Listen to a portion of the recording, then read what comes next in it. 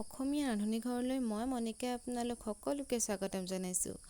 আজি মই আপোনালোকৰ ওচৰলৈ লৈ আহিছোঁ পকা কলৰ পৰা বনোৱা মালপোৱা পিঠা ৰেচিপি। যিহেতু প্ৰায় মানুহৰ ঘৰতে কলবিলাক যেতিয়া বেছিকৈ পকি যায় পেলাই দিয়া হয়, কিন্তু আমি এই পকা কল পেলাই নিদি মালপোৱা হিচাপেও বনাই খাব পাৰোঁ। এই ৰেচিপিটো বনাবলৈ খুবেই সহজ। গতিকে আহকচোন পকা কলৰ পৰা মালপোৱা পিঠা বনাবলৈ আৰম্ভ কৰোঁ। আৰু এই ৰেচিপিটো বনাবলৈ কি লাগিব চাওঁচোন আহক।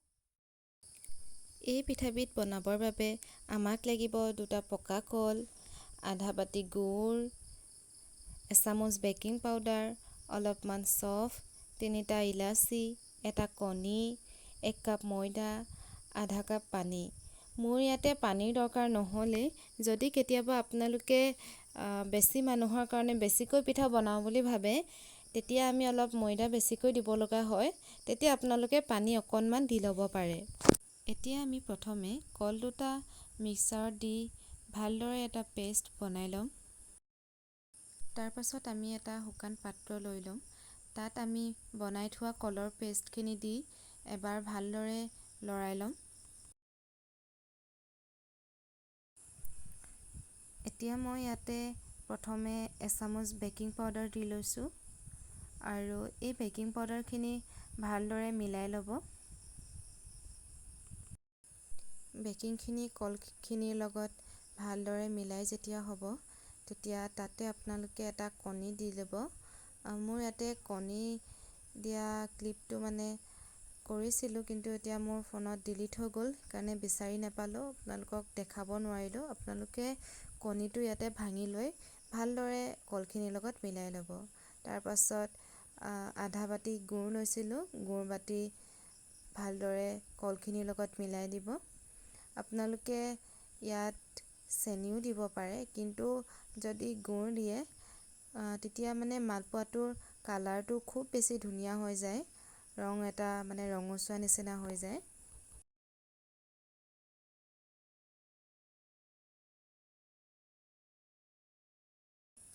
ইয়াতে আপোনালোকে গুড়খিনি ভালদৰে মিলাই ল'ব।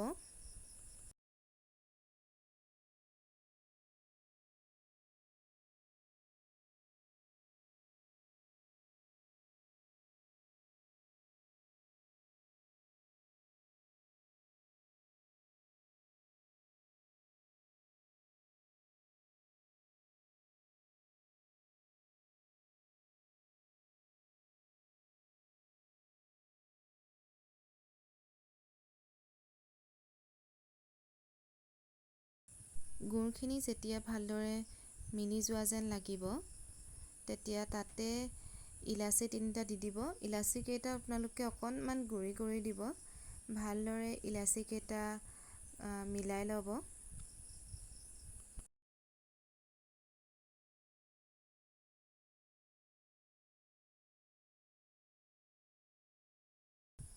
শেষত মই ময়দা কাপ দি দিছোঁ।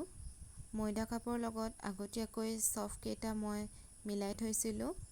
আপোনালোকে ইচ্ছা কৰিলে ইলাচি গুড়িকেইটাৰ লগতো চফকেইটা দি ল'ব পাৰিব। এতিয়া ময়দাখিনি ভালদৰে মিলাই ল'ব লাগিব। ময়দাখিনি প্ৰথমে লাহে লাহে আপোনালোকে মিলাব, খুব বেছি স্পীডত মিলাব নাযাব। মই লাহে লাহে মিলাইছোঁ, দেখিছে নহয়, এনেকৈ আপোনালোকে লাহে লাহে মিলাই যাব। যেতিয়ালৈকে ভালদৰে মিলি নাযায় তেতিয়ালৈকে আপোনালোকে মিলাই থাকিব। কিনাৰত লাগি থকা ময়দাখিনি ভালদৰে এৰুৱাই লৈছোঁ। গোটেইবিলাক আকৌ এবাৰ ভালদৰে মিলাই লৈছোঁ।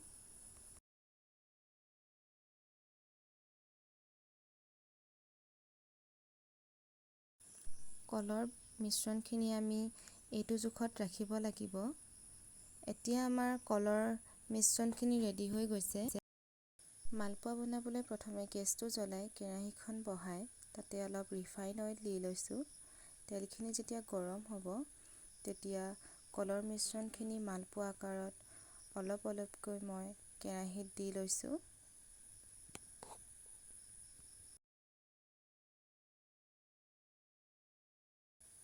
ইয়াতে আপোনালোকে ৰিফাইণ্ড অইল অলপ বেছিকৈও ল'ব পাৰে। মই অলপ কমকৈ ব্যৱহাৰ কৰিছোঁ। আপোনালোকে নিজৰ ইচ্ছা অনুসৰি কম বেছি কৰিব পাৰিব। পিঠাকেইটা মিডিয়াম জুইত ভালদৰে সিজিব দি হেতাখনেৰে লৰাই দিছোঁ যাতে দুইটা ছাইড ভালকৈ সিজে।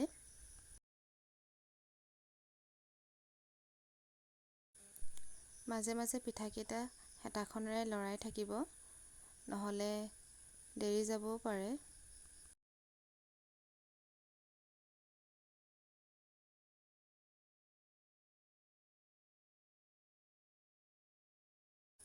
মিডিয়াম জুইতে পিঠাকেইটা ভালকৈ সিজিব দি ৰঙচুৱা কৰি কেৰাহীৰ পৰা নমাই থৈছোঁ। এয়া দেখিছে নহয়, পিঠাকেইটা খুব ধুনীয়াকৈ ফুলি গৈছে। এতিয়া আমাৰ আজিৰ মালপোৱা পিঠাৰ ৰেচিপিটো ৰেডি হৈ গৈছে। চাওকচোন, দেখাত খুব বেছি ধুনীয়া হৈছে আৰু খাবলৈও বিৰাটে ভাল হয়। আপোনালোকে যদি মোৰ ষ্টাইলত বনোৱা এই পিঠাৰ ৰেচিপিটো ভাল পাইছে, তেন্তে আপোনালোকেও এবাৰ বনাই চাবচোন আৰু কমেণ্ট কৰি জনাব। আৰু ভিডিঅ'টো সম্পূৰ্ণকৈ চোৱাৰ বাবে ধন্যবাদ জনাইছোঁ।